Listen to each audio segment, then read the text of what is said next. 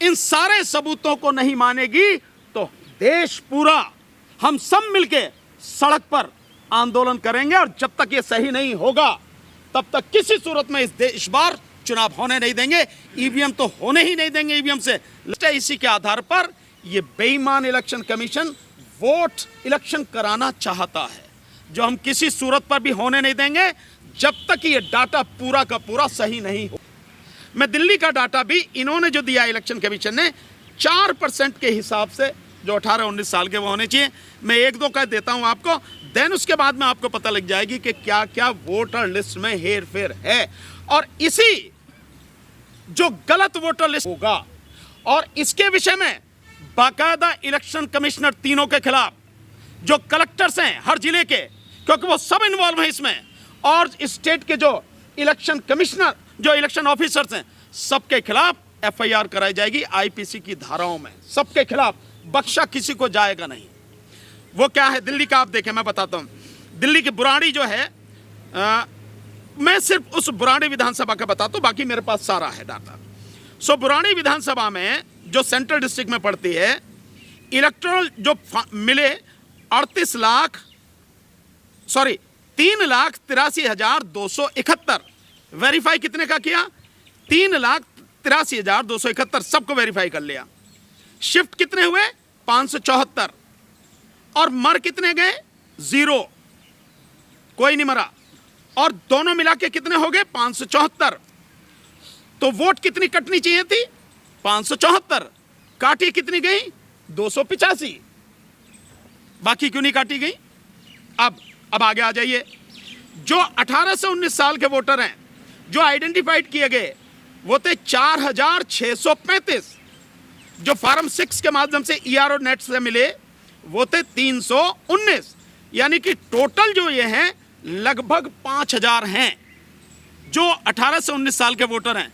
पर जो कह रहे हैं कि 4% होना चाहिए, 4% के हिसाब से जब निकालते हैं तो वो आते हैं 15,331। ये नौजवान 18 से 19 साल के वोटर होने चाहिए। 10,000 कहां गए? 10,000 कहां गए? वोट कोई किसी को दे, उसका हक है, लेकिन यह जिम्मेदारी के इलेक्शन कमीशन की है कि हर वोटर का नाम जो जिंदा है वोटर लिस्ट में होना चाहिए। और बाकायदा सुप्रीम कोर्ट की 2023 की जजमेंट है, उसमें सुप्रीम कोर्ट ने कहा है कि एक भी वोटर का वोट कटे बिना रहना नहीं चाहिए। यह है इनकी सारी की सारी कार्रवाई। और यह किस सेक्शन में आता है? यह दफा 420 आईपीसी, दफा 467 आईपीसी, 468 आईपीसी, 471 आईपीसी और साथ में 120 बी आईपीसी के तहत इन सब के खिलाफ मुकदमा दर्ज कराएंगे। हम कोर्ट में चल रहा है। और जिस तरह की सारी चीजें ये करना चाह रहे हैं, वो किसी हालत में हम होने नहीं देंगे।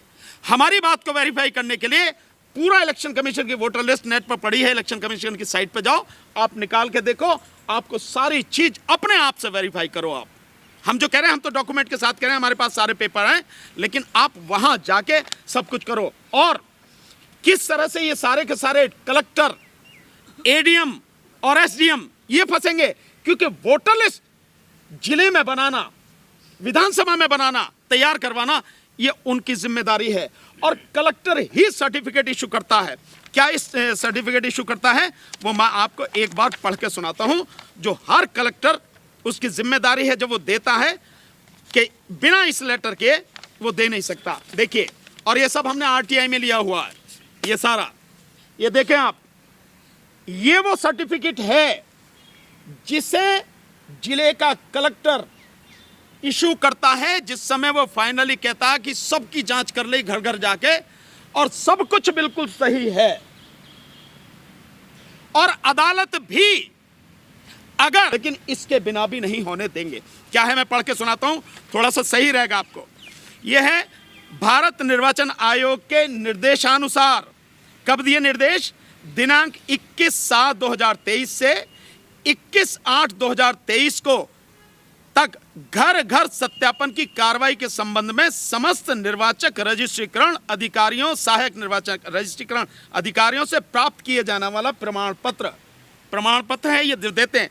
नीचे आप देखेंगे जिला निर्वाचन अधिकारी बुलंदशहर, उसके दस्तखत हैं। ये देखो, एक जगह का दिखा रहा हूं मैं, ये हमारे पास सारे प्रदेश के हैं ये, और साथ में है उप जिला निर्वाचन अधिकारी। कौन हो?